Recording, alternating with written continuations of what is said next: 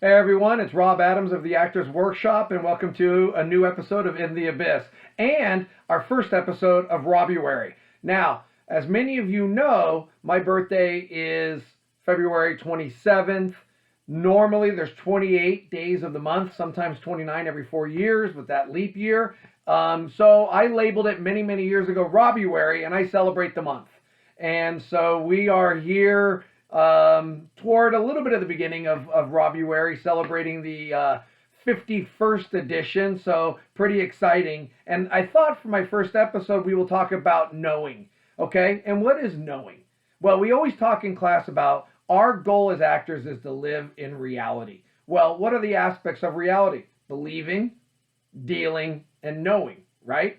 And all three go hand in hand, which we've talked about in other videos, and we've dealt with, like talking about what believability is, and then how do you deal with the situation, the people you're in the situation with, who's talking to you, blah blah blah blah blah, right? Well, now we're going to talk about the third aspect of that, which is knowing, and it could be a lot of things. Knowing circumstances, which in life we know our circumstances, or knowing situations. How can I talk about things?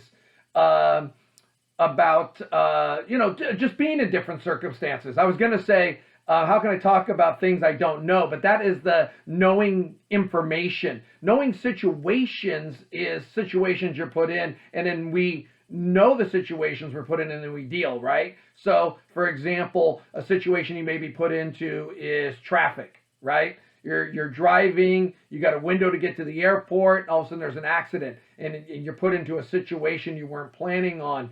You know the situation, but now you have to deal. And sometimes that is taking alternate routes, doing different things, waiting it out, whatever it is. And then the third part, what I was talking about was knowing, information. That could be knowing history, knowing references, knowing things, and then being able to apply that to, what you know, right? If you are a lawyer, you know the law. If you are a doctor, you know medicine. If you are a historian, you know history, right? So, in the last several weeks of class, we've been doing a lot of historical pieces. We were doing the mid 800s with the Vikings, and now we're kind of, going up 1,000 years into the 1800s with pirates. Well, what do you know as a pirate? Okay, that you are trying to steal. You're trying to steal land. You're trying to steal treasures. You're trying to survive. Well, you go back 1,000 years to the Vikings. What did they know? They knew what they knew, right? And whatever that is. They didn't know cell phones. They didn't know cars. They didn't know, they knew boats that would row. They knew horses that would get them from point A to point B. They relied on the stars. They relied on the sun. They relied on how to get to places. And they knew what they knew. And they knew they wanted a better life. And they knew they had to survive in order to do that, right? And what's funny about that is, in order to get a better life and survive, you had to kill others, whether it be other Vikings or the English when they were trying to take over England or whatever it is.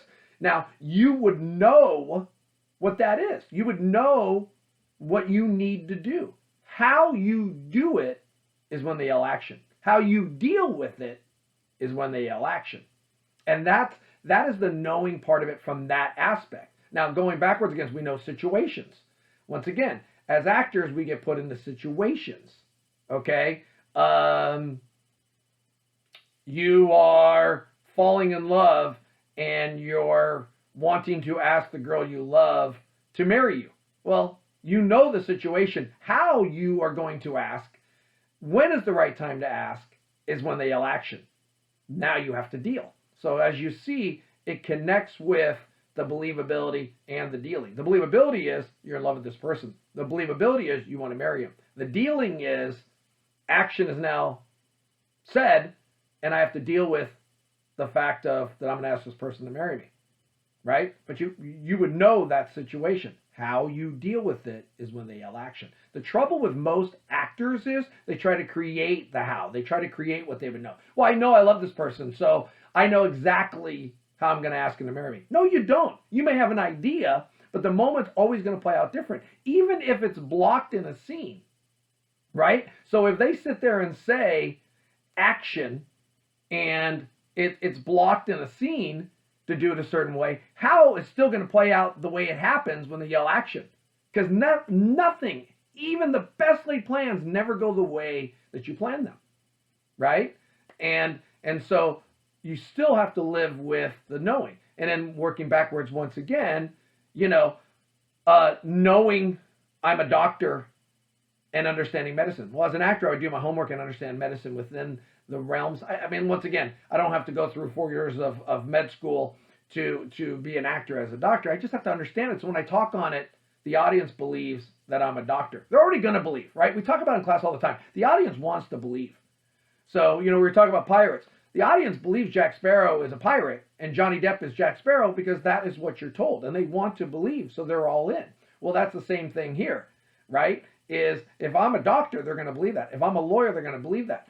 When it fails is when the audience doesn't believe. And they usually don't believe when you don't know what you're talking about.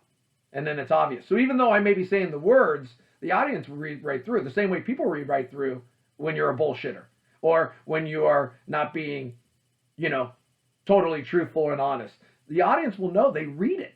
So you have to know at least a little bit of the information. So when you're speaking on it, you know what you're talking about. Then they believe you because they already believe. So you give them no reason to doubt you. And it can be any facet. So knowing things, I think we get caught up in, well, knowing means I have to use my brain and think. No, we know what we know. I know I'm Rob. I don't have to think about it. I know it. You know you're you. You don't have to think about it. You know it. How you are you, how I am Rob, is in situations. And I know my situations. I know my wife. I know my kids. I know my acting students. I know the athletes I coach. I know all of them. So when I'm in those situations, I deal with them. And I deal with them the way that I need to deal with them in each situation. Because every situation is always different. It's never the same. So you're always going to be in these different situations and you have to deal, right? But once again, you know it. It doesn't come from here. You just know. You know your address. You know your phone number. You know where you live. You know this stuff, right? As an actor, you have to know it the same way. And once again, the more you know it, the more the audience will believe in it because they already want to believe. So all you have to do is know the information. So it's not as easy as sitting here saying, well, believe, deal, no. Well, what are you believing in? What and who are you dealing with? And what are the circumstances that you're supposed to know, right? Is it supposed to, I know what I do, right? I know what my job is. I know what my life is. Or is it situations that I have to know? Or is it history that I have to know? Is it information that I have to know? So it does matter. It's not as simple as believe, deal, no. Right? Believe that the situation you're in is real. Okay? You are, once again, if I introduce myself a certain way, you would call me a different name. If you grew up knowing me as Robbie, you call me Robbie. If you knew me as Rob, you call me Rob. And nobody knows me as Robert, right? The only time that I ever got called Robert was when I was in trouble as a kid, right? So you know me as you know me. So the people who know me as Robbie have a hard time calling me Rob, and the people who know me as Rob have a hard time calling me Robbie. They just know what they know. So as an actor, if the name changes, they just know you for what they know you as, right? And you have to believe in that because the audience, once again, believes in it, right? Dealing with the situations you're put into, with the people you're dealing with and working off of, etc., and then knowing the information, and that can be the ways we talked about it. And if you put all those things together, you will subconsciously be living in that reality, which makes you a good actor, right? The good actors don't think about this. It's built in. They've done it for so long. They just know, they do it. They're good at it. We have to get to that point. So at first, yeah, I guess it is a little cerebral thinking about the process, but eventually it just happens. And we had some really cool moments in class last night or Wednesday night. But one that I really wanted to point out was Cora. Cora works really, really hard. And it finally clicked. She looked at Dan, and his name was Eric in the scene, and she just said, Eric, what do you see? And she just asked him. And I was actually thinking, watching the scene in the moment, man, that was Cora asking Dan. And Dan had a cold reading because he wasn't here the class before. So even though the other people had done it, it was new to him. It really grabbed him. You could see it. And he looked at it for a second. And he looked down and got the line and looked back up. And then he answered her, not responding with a line to her, but answered her. And that's when you really know it's working, right? That's when you know our craft is working. That even when someone's on a cold reading, it can grab them. Authenticity will grab you. You know when it's honest and you know when it's real. And when she looked at him and said, you know, her line, it was Cora asking Dan, you know, Eric, what do you see? And Dan took that in and answered her. And that's where you really know it's authentic, and it just takes over. And all of a sudden it becomes subconscious and it's all built in. The reality is happening. Our goal as actors is, how do we get there consistently? Well, it's a lot of things. Repetition, do it over and over and over and over and over and over and over and over and over again. And then over and over and over and over and over and over and over and over and over again, right? And it's confidence and it's trust and it's all those other things, and which goes back to experience. The more you do it, the more you get all that stuff, and it just starts to be baked in, and it just starts to happen, and it just starts to be real, and you're living those moments, right? And you know it.